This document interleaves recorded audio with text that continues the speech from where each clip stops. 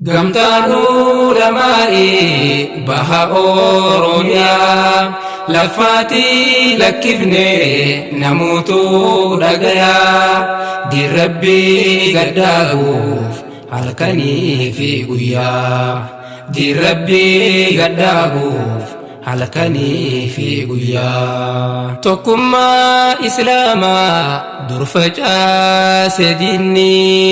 dirrabbii balleeysuuf gargar nu baasanii reetti kophaa baate yeeyyenyaatti jedhanii dubbisan Sheekh Adam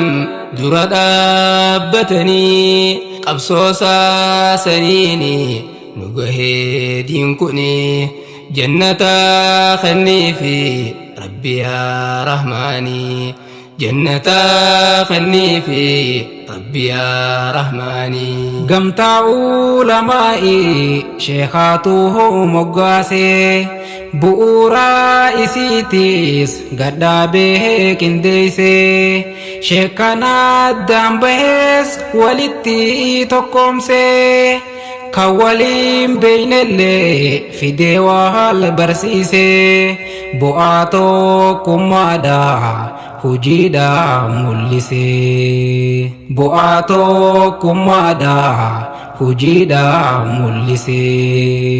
Gamtaan ulamaa'i baha Oromiyaa laffaatii lakkifnee namuutu dhagayaa dirrabbii gaddaaguuf halkanii fi guyyaa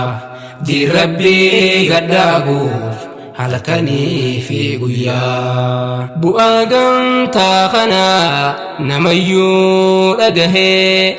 anis numaan himaa irra deddeebi'ee xiqqaaf guddaa biyyaa barsiisuuf ol ka'ee hawaasaaf qubsiisu sheekha ilmiin gahee wallaala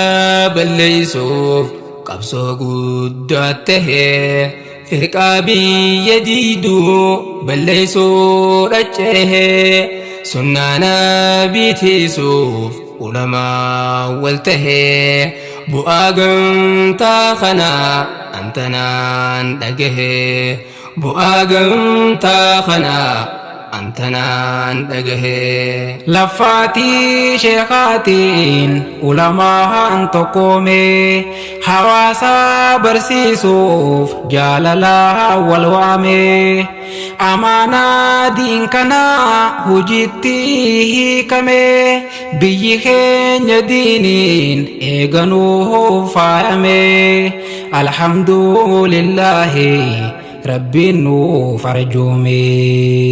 alhamdulillahi rabbiin nuuf arjoome. Gamtaan ulamaa'i baha Oromiyaa laffaatii lakkifnee namuutu dhagayaa dirrabbii gaddaaguuf halkanii fi guyyaa dirrabbii gaddaaguuf halkanii fi guyyaa faayidaa gamtaa kanaa dubbannee waan finnu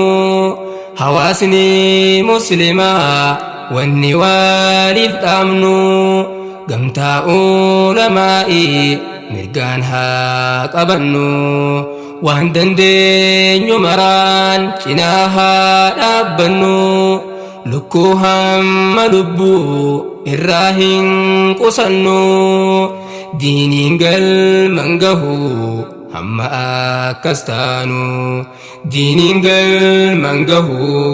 hamma akkas taanu wanni firraa eeydu hedduu jira gareen maqaa bareeffate olii fi gajjoore dhugaasii fakkeeysaa dharasitti guure sheekotii arrabsaa akka waan haraare gamtaa takkan fedhuu eega kophaa joore deeggartoota qaba tandhoo isaan ijaare keeysummaan bulchingaa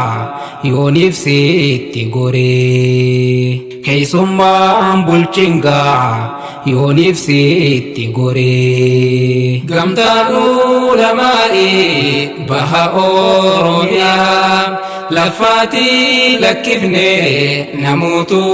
dhagayaa dirrabbii gaddaabuuf halkanii fi guyyaa